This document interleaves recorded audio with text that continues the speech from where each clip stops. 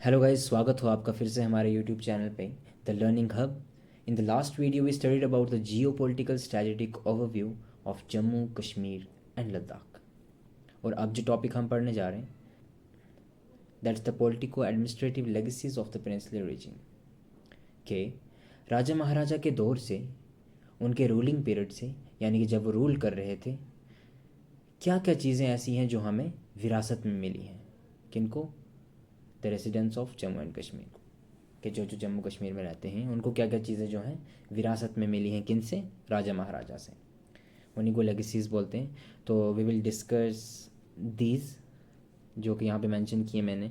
पहली है political administrative unification, adult franchise, Ranbir penal code, state subject, Darbar move, high court of Jammu and Kashmir, Kashmir issue, administrative structuring, institution of council of ministers, reforms in revenue administration, freedom of press, western education.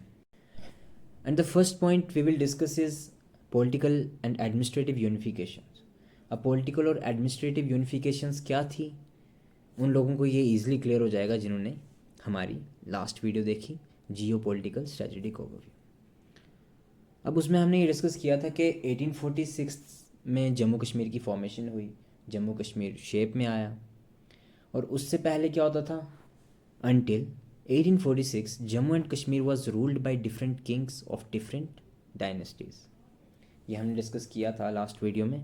And Maharaja Gulab Singh led the foundation of unified and integrated state of Jammu and Kashmir by signing the treaty of Amritsar, जो कि treaty of Amritsar sign हुई थी with British in 1846।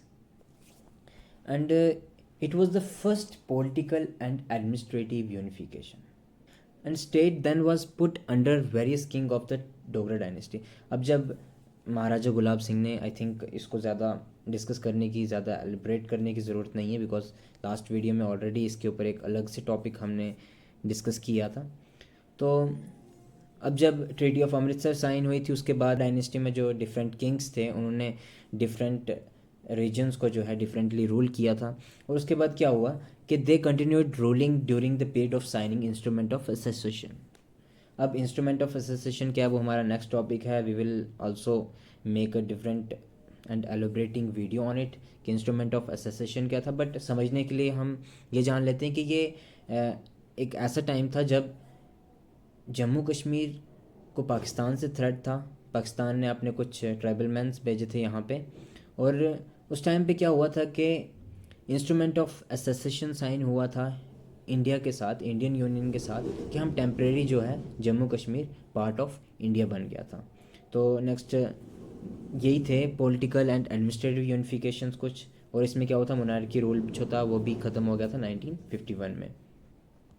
और अब इसके बाद आता है हमारा next, adult franchise, another legacy of the state princely regime.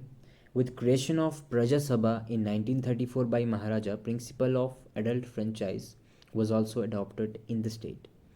कि एडल्ट फ्रेंचाइज का जो कंसेप्ट था, प्रिंसिपल था, वह भी अडॉप्ट किया गया था जम्मू कश्मीर स्टेट में। और यहाँ पे एक चीज़ का ध्यान रखें कि एडल्ट फ्रेंचाइज था, ये यूनिवर्सल एडल्ट फ्रेंचाइज नहीं था। यूनिवर्सल एडल्ट फ्रेंचाइज जैसे कि हमें पता है कि इसमें होता है कि all the citizens are having the right to vote in by given the certain, जिसमें एक सर्टेन एज लिमिट बताई होती है कि इसके ऊपर जितने भी सिटीजन्स इस एज लिमिट के ऊपर हैं वो सब, उन सब के पास राइट टू वोट है। तो इसमें एडल्ट फ्रेंचाइज का जो प्रिंसिपल है वो अडॉप्ट किया गया था। और इसमें क्या होता है, सिर्फ 8% जो लोग हैं उनको राइट टू वोट था। ठीक है, initially only 8% of the people were given the right to vote, and gradually it increased. कि पहले पहले सिर्फ 8% लोगों को राइट टू वोट था, लेकिन आहिस्ता आहिस्ता धीरे धीरे क्या होने लगा, ये इंक्रीज करने लगा। This makes the sense that at the time there was no universal adult franchise. Moving to the next, Ranbir penal code. अब रणबीर पैनल कोड क्या है?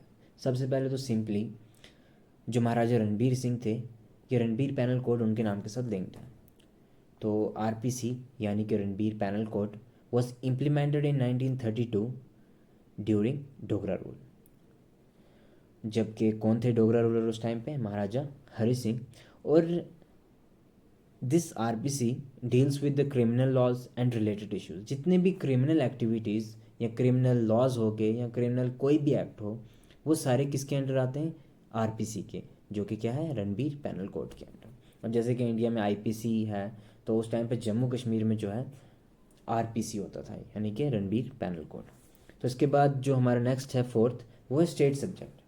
अब जितने भी यहाँ पे ये वीडियो देख रहे हैं, उनमें से जो भी जम्मू कश्मीर के रहने वाले हैं पर्टिकुलरली, उन सबको तो ईजिली पता होगा कि स्टेट सब्जेक्ट क्या है। बिकॉज अब जितने भी यहाँ के रेसिडेंट्स हैं जम्मू कश्मीर के, जितने भी रहने वाले हैं, they all might know about state subject के we all were holding state subject, जिसमें ये माना जाता है कि it was given to the residents of Jammu and Kashmir, to the permanent residents of Jammu and Kashmir, कि जिनके पास वो स्टेट सब्जेक्ट होती थी, वो वही होते थे जो जम्मू कश्मीर के परमानेंट रहने वाले होते थे। Let's see. तो पहला पॉइंट ये है कि another valuable legacy is the issuance of state subject certificate to the people of this state who are considered as the permanent residents. वही कह रहे हैं कि जो वैल्यूएबल एक लेगेसी है जम्मू कश्मीर की, जो हमें विरासत में मिली, वो ये है कि issuance of state subject certificate to the people, लोगों को स्टेट सब्जेक्ट दी गई थी, और माना जाता है कि जिनके पास वो स्टेट सब्जेक्ट है वो परमानेंट रेसिडेंट्स हैं जम्मू कश्मीर के। Later on, nomenclature was changed to the permanent resident certificate through presidential order of 1954. Later on क्या हुआ, जो स्टेट सब्जेक्ट सर्टिफिकेट थी उसका नाम चेंज करके क्या रख दिया? Permanent resident certificate. And the third point, it was mainly framed to protect the privileges and the rights of the permanent residents of Jammu and Kashmir. अब जो थर्ड पॉइंट है उसमें यही कह रहे हैं कि स्टेट सब्जेक्ट जो बनाई गई थी, इट वाज mainly framed, किस लिए फ्रेम की गई थी? To protect the privileges and the rights of permanent residents of Jammu and Kashmir. अब जैसे कि हमें पता है कि बाहर के कुछ लोग हैं वो यहाँ पे आके काम वगैरह करते हैं एंड ऑल, तो कहीं ना कहीं ये जो था कि जो जम्मू कश्मीर के रेसिडेंट्स हैं, परमानेंट रेसिडेंट्स हैं, उनके राइट्स एंड उनके प्रिविलेजेस जो हैं वो बचे रहें, प्रोटेक्टेड रहें। That's it. And the fifth point here is दरबार मूव। अब इसको पढ़ के ही हमें समझ आ रहा है कि it's something about the movement. तो दरबार मूव, लेट्स सी। तो Darbar move is the name given to a practice in Jammu and Kashmir administrative sphere.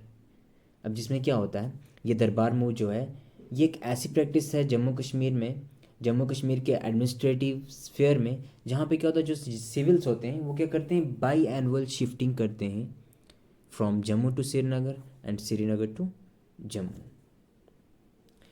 It was started century ago during the princely regime of the Maharaja Ranbir Singh. Even after so many decades continue to be adopted. अब ये by annual shifting जो ये practice की जाती है winters में जम्मू में और समर्स में श्रीनगर में, it's due to the extreme temperature, जो कि जम्मू में जब बहुत ज़्यादा गर्मी होती है तो उस टाइम पे जो है दरबार मूव होता है टू द श्रीनगर। तो वैसे ही जब श्रीनगर में बहुत ज़्यादा सर्दी होती है तो it is moving to Jammu. तो that's it. High court of Jammu and Kashmir, Maharaja Hari Singh जो थे उन्होंने 1928 में जम्मू कश्मीर के रेसिडेंट्स को एक बहुत ही अच्छी चीज़ विरासत में दी, जो कि थी high court of Jammu and Kashmir. और इसके फर्स्ट जो चीफ जस्टिस थे वो थे लाला कनवार। और and the seventh one is Kashmir issue. अब जब बात कश्मीर इशू की आती है तो हमारे माइंड में सबसे पहले जो बात आती है दैट्स कि Kashmir issue is one of the burning issue in the world. और ये कश्मीर इशू जो है ये हमें विरासत में ऐसे मिला है कि it is one of the most important and crucial legacy of the princely regime is the unresolved issue of Kashmir and article 370। Unresolved issue of the Kashmir क्या है? जो कि अभी तक, जैसे कि हमें पता है जब पार्टीशन हुआ था आफ्टर इंडिपेंडेंस, 565 प्रिंसली स्टेट्स थी और उन सब को ऑप्शन दिया गया था कि आप कोई भी डोमिनियन जो है इंडिया या पाकिस्तान को ज्वाइन कर सकते हैं या आप इंडिपेंडेंट रह सकते हैं। और उस टाइम पे जो महाराजा थे हमारे जम्मू कश्मीर के हरि सिंह, उन्होंने डिसाइड किया कि हम ना तो हिंदुस्तान को ज्वाइन करेंगे ना पाकिस्तान को ज्वाइन करेंगे, हम क्या रहेंगे? इंडिपेंडेंट रहेंगे। लेकिन पाकिस्तान ने क्या किया, पाकिस्तान ने अपने कुछ ट्राइबल मैंस भेजे कश्मीर में और कश्मीर को हड़पना चाहा बाई फोर्स। और उस टाइम पे क्या हुआ, जब ऐसा हो रहा था पाकिस्तान कंटिन्यूसली जो अपनी फोर्सेस भेज रहा था कश्मीर को इलीगली ऑक्यूपाई करने के लिए, तो महाराजा जो थे, महाराजा हरी सिंह जो थे, उन्होंने हिंदुस्तान से मदद मांगी। और उसी टाइम पे जो था अपना इंस्ट्रूमेंट ऑफ एसोसिएशन जो है वो साइन हुआ था बिटवीन इंडिया एंड महाराजा हरी सिंह। और उसमें क्या हुआ था, जब वो साइन हुआ, इंस्ट्रूमेंट ऑफ एसोसिएशन साइन हुआ, इंडियन यूनियन जो था, अब जम्मू कश्मीर जो था वो इंडियन यूनियन के साथ हो गया, लेकिन पाकिस्तान जो था ये मानने पे बिल्कुल भी तैयार नहीं था कि।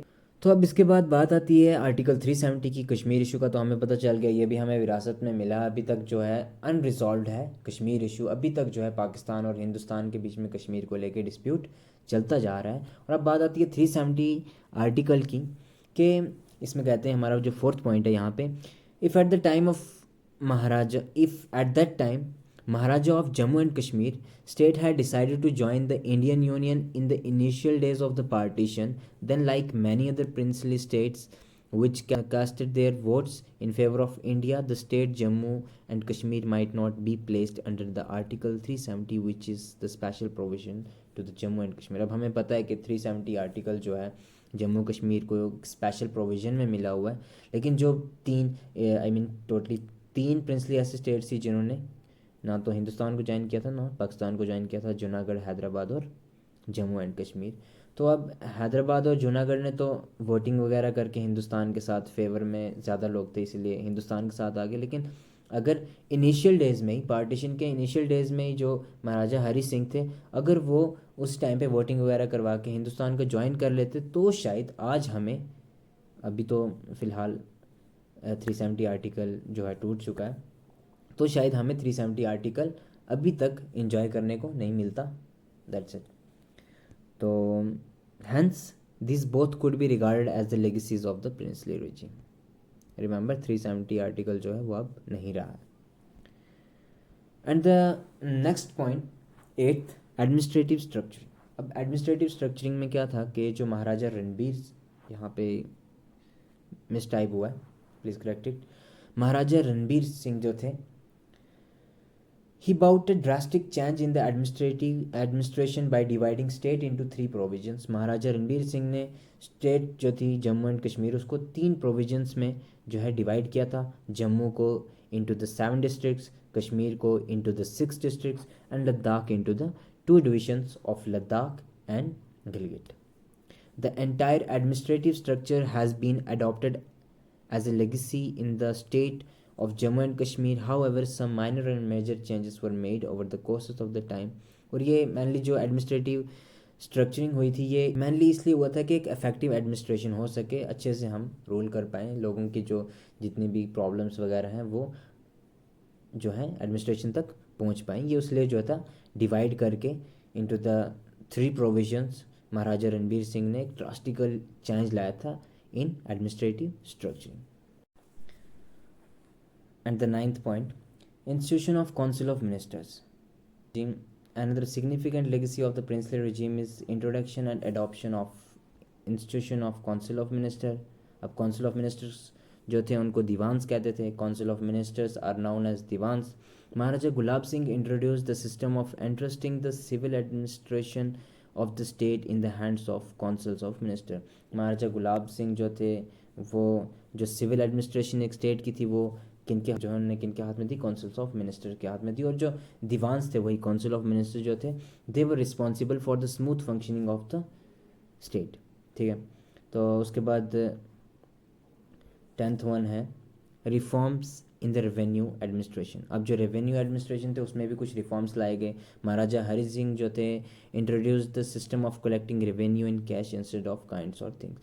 जो रेवेन्यू था वो अब जो इंस्टेड ऑफ काइंड मतलब कुछ चीज़ें लेके जो था ले दे के जो है नेगलेक्ट करके उसको इग्नोर करके जो है अब रेवेन्यू जो था कैश में लिया जाता था।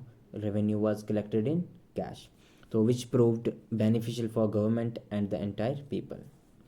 एंड इसके बाद जो 11th पॉइंट है that's freedom of the press.